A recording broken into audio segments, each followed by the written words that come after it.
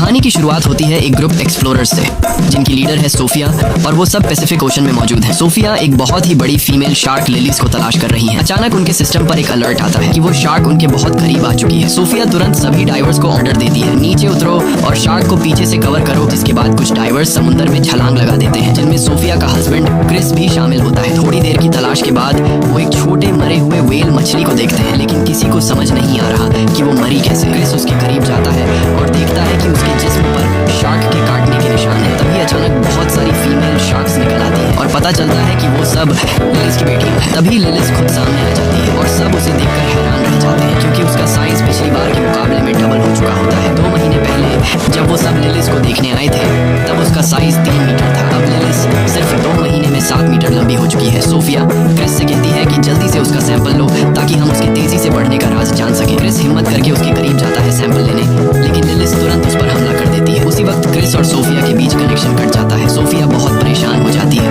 और खुद समुद्र में उतर जाती है ताकि अपने हस्बैंड को ढूंढ सके। वो जैसे ही नीचे जाती है उसे क्रिस का कटा हुआ बाजू मिलता है और वहाँ और किसी डाइवर का कोई नामो निशान नहीं होता। वो समझ जाती है कि वो सब शार्क की खुराक बन चुके हैं, मगर वो हिम्मत नहीं हारती और फैसला करती है कि किसी तरह उस शार्क से सैंपल लेकर ही रहेगी। वो लिलिस के करीब पहुंचती है और सैंपल लेने की कोशिश करती है, लेकिन शार्क उस पर भी हमला कर देती है। सोफिया खुशकिस्मती से एक जाल में फंस जाती है, लेकिन शार्क जाल को खींचती हुई समुद्र की गहराइयों में ले जाती है। किसी तरह से वो जाल से निकलने में कामयाब हो जाती है और खुद को बचा लेती है। फिर 3 साल बीत जाते हैं और हम पहुंचते हैं पेरिस, जहां 2 नौजवान लड़के सीन नदी में मछलियां पकड़ रहे होते हैं, लेकिन अचानक उनके जाल में एक बम आ जाता है। ये देखकर वो दोनों लड़के पुलिस को इस बम की खबर देते हैं। बम की खबर सुनकर रिपोर्टर्स भी वहां आ जाते हैं। तभी पुलिस आकर लोगों को समझाती है कि वर्ल्ड वॉर 2 के दौरान यहाँ शेल्स और मिसाइल्स रखी गई थी, इसलिए डरने की कोई जरूरत नहीं है। यहाँ अक्सर बम मिलते रहते हैं और जब तक हम यहाँ हैं कुछ नहीं होगा। लोगों को यकीन दिलाया जाता है कि नदी सुरक्षित है। फिर हम पहुँचते हैं व्हेल कंजर्वेशन सेंटर, जहाँ हमें सोफिया दिखाई देती है। अब सोफिया ने शार्क पर रिसर्च करना बंद कर दिया है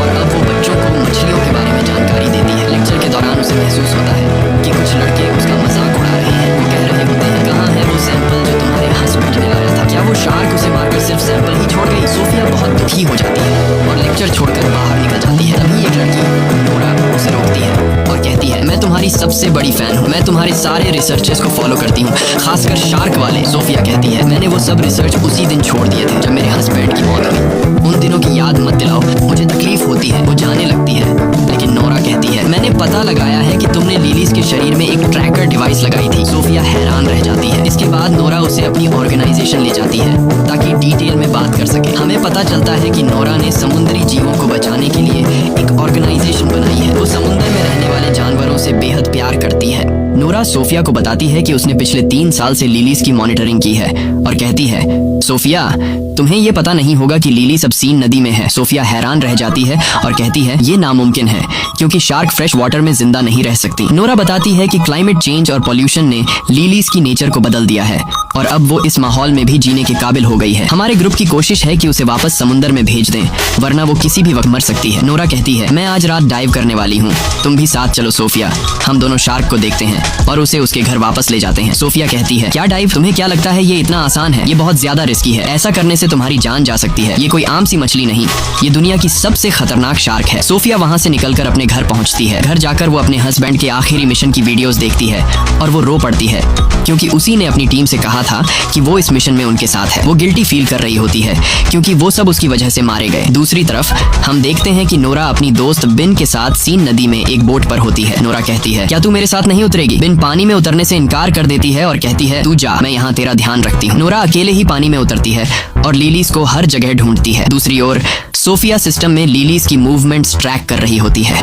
वो देखती है कि शार्क नोरा की तरफ बढ़ रही है, जिसके बाद वो पुलिस को कॉल करती है और बताती है कि नोरा अकेले रिवर के पानी में शार्क को ढूंढने गई है। नोरा अब भी शार्क को तलाश रही होती है। फिर वो एक कार के करीब जाती है जिस पर शार्क के अटैक के निशान होते हैं। उसी वक्त उसे पुलिस के सायरन की आवाज आती है तो वो समझ जाती है कि पुलिस नदी तक पहुंच गई है। वो फौरन पानी से बाहर आती है और भागने की कोशिश करती है, मगर पुलिस उसे पकड़ लेती है क्योंकि इस रिवर में डाइविंग मना है। सोफिया भी उसी वक्त वहां पहुंच जाती है और नोरा को पुलिस के हाथों गिरफ्तार होते हुए देखती है, मगर वो कुछ नहीं कर सकती। पूरी रात वो नदी के पास खड़ी रहती है लिलीज की मूवमेंट्स को ट्रैक करने के लिए। अगले दिन नोरा अब भी पुलिस स्टेशन में होती है क्योंकि वो कुछ भी बोलने को तैयार नहीं होती कि वो नदी में क्यों गई थी। वो सिर्फ कहती है, बस यार मैं तो नहाने गई थी। इंस्पेक्टर का नाम आदिल होता है। वो कहता है, तुम यहाँ से बाहर तभी निकलोगी जब सच बोलोगी। नहाने की कहानी छोड़ो, हमें बेवकूफ समझा है क्या? नोरा कहती है, सुनो भाई, मैं शार्क ढूंढने गई थी। आदिल हंसता है, क्या तू मेरे साथ मजाक कर रही है?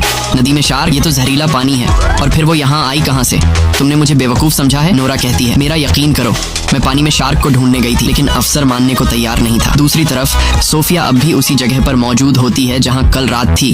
शार्क की मूवमेंट्स को देख रही होती है और वो काफी नर्वस और डरी हुई होती है क्योंकि शार्क उसके बहुत करीब होती है। तभी उसे पुलिस स्टेशन से कॉल आती है और उसे अपने ऑफिस बुलाया जाता है। वहां जाकर उसे पता चलता है कि ये कॉल नोरा की रिक्वेस्ट पर की गई थी ताकि वो ये प्रूव कर सके कि शार्क वाकई नदी में है। तभी पुलिस को एक लाश मिलती है नदी के किनारे से। सोफिया लाश की हालत देखकर डर जाती है क्योंकि लाश का आधा हिस्सा गायब था, जैसे उसे किसी बड़े जानवर ने काटा हो। सोफिया कहती है, ये काम तो शार्क का ही लगता है। फिर वो पुलिस स्टेशन जाती है और एक लेडी इन्वेस्टिगेटर को सारी जानकारी देती है जो वो लिलीज के बारे में जानती थी। वो ये भी बताती है कि ये शार्क बहुत खतरनाक है, जैसा कि तुम लोग समझ रहे हो वैसी नहीं। इसका साइज बहुत तेजी से बढ़ रहा है और हमें एक एक्सपर्ट टीम चाहिए ताकि हम शार्क को उसके असली समुद्र में वापस ले जा सकें, वरना अगर ये नदी में रही तो किसी भी वक्त मर सकती है। लेकिन वही नोरा को लगता है कि सोफिया और ऑफिसर शार्क को मारने वाले हैं, इसलिए अब नोरा शार्क को बचाने के काम पर लग जाती है और ऑफिसर सोफिया और अदिल को ऑर्डर देती है कि शार्क को सेफ तरीके से समुद्र में पहुंचाया जाए। फिर सोफिया डाइवर्स की टीम के साथ सीन नदी पहुंचती है ताकि शार्क को पकड़ सके। दूसरी तरफ नोरा भी चुपचाप उनका पीछा करती है और दूर से शार्क की मूवमेंट्स को देखती रहती है। सोफिया और उसकी टीम ट्रैकर के जरिए लिलीज की लोकेशन फिक्स कर लेते हैं। डाइवर्स जल्दी से सूट पहन के नदी में उतर जाते हैं। नोरा को लगता है कि वो लिलीज को मार देंगे तो फौरन अपनी दोस्त बिन को कॉल करती है और कहती है कि वो ट्रैकर सिस्टम हैक कर दे ताकि डाइवर्स शार्क की लोकेशन ट्रेस न कर सके। बिन उसकी बात मान लेती है और सिस्टम बंद कर देती है। तभी डाइवर्स पानी में लिलीज को तलाश करते रहते हैं और वो लिलीज के काफी करीब होते हैं। उन्हें उसकी मूवमेंट का एहसास होने लगता है। तभी ट्रैकर अचानक बंद हो जाता है और वो उसका लोकेशन नहीं जान पाते। वो सब जल्दी से ऊपर आ जाते हैं इससे पहले कि शार्क उन्हें मार डाले। आदिल हैरान रह जाता है कि ट्रैकर अचानक कैसे बंद हो गया और वो सोफिया से कहता है, मुझे लग रहा है कि ये सब तुम्हारा किया धरा है। कसम से अगर कंफर्म हो गया कि तूने ये किया है तो ये तेरे लिए जिंदगी का आखिरी दिन होगा। सोफिया उसकी बातों से नाराज हो जाती है और वहां से चली जाती है और इत्तेफाक से वो नोरा को दूर से देखती है जो छुप के सब कुछ देख रही होती है। तो वो फौरन समझ जाती है कि उसी ने ट्रैकर का सिस्टम खराब किया है। रात को आदिल अपनी अफसर से बात कर रहा होता है और कहता है कि हमें दरिया के आसपास सब रुकावटें लगा देनी चाहिए जब तक हम उस शार्क तक नहीं पहुंचते। तो वो कहती है कि हम नदी का किनारा बंद नहीं कर सकते क्योंकि कुछ दिनों बाद यहाँ एक बहुत बड़ा रेस फेस्टिवल शुरू होने वाला है जिसे हम किसी भी हालत में रद्द नहीं कर सकते। पता चलता है कि ये फेस्टिवल एक बड़ी स्विमिंग रेस है जो सीन नदी में होने वाली है और इसमें देश के सबसे प्रोफेशनल स्विमर हिस्सा लेने वाले हैं। जाहिर है कि सिटी मेयर इस फेस्टिवल को कैंसिल नहीं करेगी क्योंकि इस पर $1 अरब से ज्यादा डॉलर खर्च हो चुके हैं। आदिल बहुत मायूस हो जाता है और सोफिया के बारे में सर्च करता है और उसे सब कुछ पता चल जाता है कि उसके आखिरी मिशन के बाद क्या हुआ था। उसका हस्बैंड और पूरी टीम मर गई और वो अब भी खुद को कसूरवार मानती है। आदिल बहुत दुखी होता है कि उसने उसके साथ सख्त बात की और उसे नाराज करके भेज दिया। अगले दिन नूरा एक वीडियो बनाती है जिसमें वो शार्क के साथ हो रहे जुल्म पर बात करती है। वो कहती है कि हर साल लाखों शार्क मार दी जाती हैं ताकि ब्यूटी प्रोडक्ट्स और अमीरों के खाने बन सकें।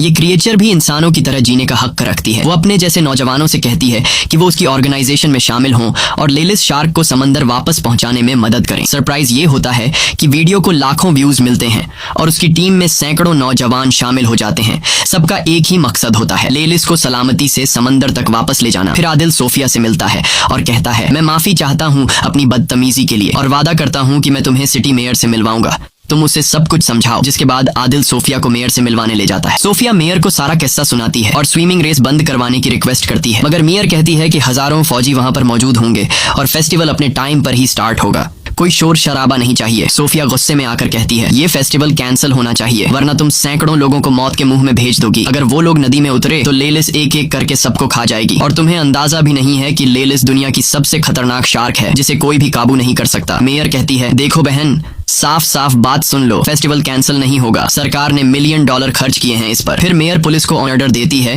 कि किसी भी कीमत पर उस शार्क को मार दिया जाए। पुलिस सोफिया से मदद मांगती है तो सोफिया कहती है, मैं एक प्लान बनाऊंगी कि हम उसे नदी से निकालकर समंदर ले जाएं, मगर उसे मारा नहीं जाएगा। वो एक प्लान बनाती है जिसमें खास फ्रीक्वेंसीज के जरिए शार्क को ट्रैप किया जाएगा और थोड़ी देर के लिए बेहोश करके उसे समंदर में शिफ्ट कर दिया जाएगा। मगर प्लान शुरू होने से पहले बेन आ जाती है और वो मान जाती है कि उसने ही ट्रैकर सिस्टम खराब किया था और अब उसे पछतावा हो रहा है। लेकिन मसला सिर्फ ये नहीं, नूरा ने लेलिस का लोकेशन ट्रेस कर लिया है और वो आज ही उसे समंदर की तरफ ले जाने का प्लान बना रही है। वो बताती है कि शार्क इस वक्त सीवरेज के टैंक के पास है। वो सोफिया और पुलिस से कहती है कि वो नूरा को रोके, क्योंकि वहाँ कुछ नौजवान भी मौजूद होंगे जो नूरा को सपोर्ट करने आए हैं और वो जगह बहुत खतरनाक है क्योंकि वो सीवरेज एरिया बहुत तंग है। सोफिया कहती है, अच्छा हुआ तुमने हमें ये बताया, और वो यकीन दिलाती है कि वो अपनी दोस्त को बचाएंगी। रात को हम देखते हैं कि नूरा, बेन और ऑर्गेनाइजेशन के बाकी लोग सीवरेज एरिया में पहुंच चुके हैं और मिशन के लिए तैयार हो रहे हैं। बेन थोड़ी नर्वस लग रही होती है, जैसे कुछ छुपा रही हो, मगर वो कहती है, मैं बस तुम्हारे लिए परेशान हूँ। फिर नूरा पानी में उतरती है ये साबित करने के लिए कि शार्क इंसानों के लिए खतरनाक नहीं होती। अब वो लेलिस का इंतजार करने लगती है। उसी वक्त सोफिया, आदिल और पुलिस वहां पहुंच जाते हैं और उससे कहते हैं, फौरन पानी से बाहर आओ, मगर वो लड़की जिद करती है कि वो मिशन पूरा करेगी। सोफिया उस पर चिल्लाती है, जो तुम कर रही हो वो गलत है, ये शार्क तुम्हारी सोच से भी बड़ी है, वो तुम्हारा सोनार डिवाइस और तुम्हें जिंदा खा जाएगी। इसी वक्त नूरा के पास एक शार्क नजर आती है। सोफिया फौरन समझ जाती है कि ये छोटी शार्क लेलिस की बेटी है, लेकिन नूरा बहुत एक्साइटेड होती है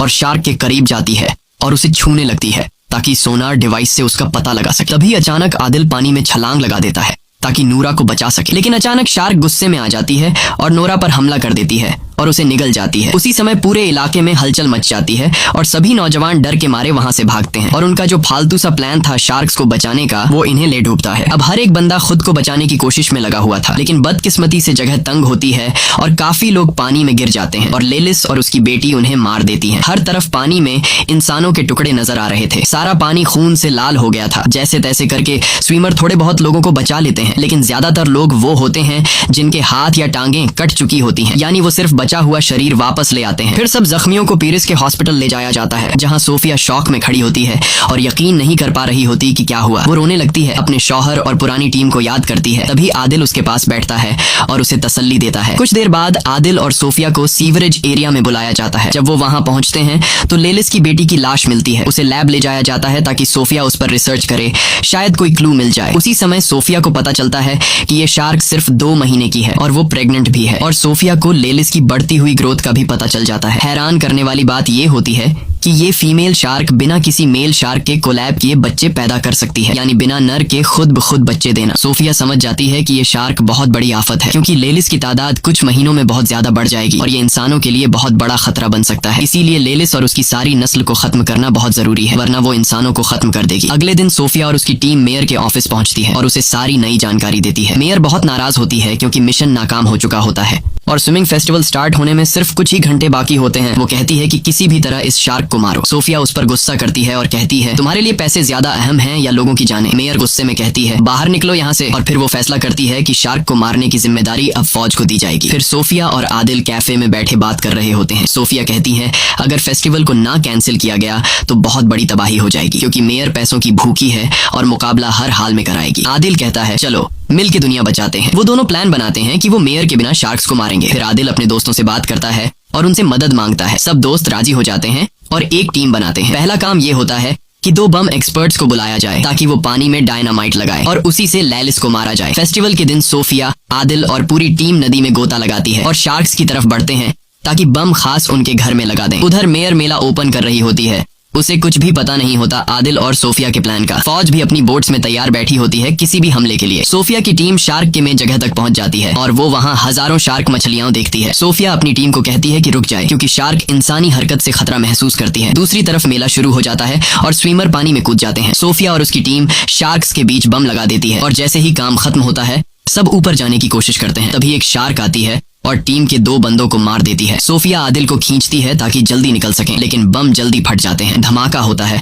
और टीम के बाकी लोग ऊपर उनका इंतजार कर रहे होते हैं। सोफिया आदिल को ऊपर ले आती है। टीम उसे बोट में डाल देती है क्योंकि वो जख्मी होता है। तब सोफिया फैसला करती है कि वो अकेले नीचे जाएगी ताकि यकीन कर ले कि लेलिस मर चुकी है या नहीं। लेकिन जब वो वापस आती है तो पता चलता है कि लेलिस अभी भी जिंदा है। फिर अचानक लेलिस कश्ती पर हमला करती है, टीम को गिरा देती है और पूरी टीम को मार देती है। लेकिन खुशकिस्मती से आदिल और सोफिया बच जाते हैं और ऊपर आ जाते हैं। तब वो देखते हैं कि शार्क तैराकों की तरफ बढ़ रही है, तो वो दोनों पानी में वापस कूद जाते हैं ताकि उसे रोक सकें। लेकिन तब तक बहुत देर हो चुकी होती है। शार्क पहले ही तैराकों तक पहुंच चुकी होती हैं और एक एक करके सबको मारने लगती हैं। एक ही झटके में नदी का पानी लाल हो जाता है। हर तरफ इंसानों के टुकड़े तैर रहे होते हैं। पूरा इलाका चीख पुकार और अफरा तफरी से भर जाता है। तभी फौज पहुंचती है और लेलिस पर गोलियां चलाती है, लेकिन उन गोलियों का उस पर कोई असर नहीं होता। सबसे बड़ा खतरा ये होता है कि नदी के नीचे कई बम पहले से लगे होते हैं। अगर कोई गोली उन पर लग गई तो तब पूरा शहर उड़ जाएगा। और फिर वही होता है, एक गोली बम से टकरा जाती है और जोरदार धमाका होता है, पूरा शहर तबाह हो जाता है। धमाके की वजह से एक भयानक सुनामी आती है जो पूरे शहर को बहा ले जाती है। कई लोग डूबकर मर जाते हैं,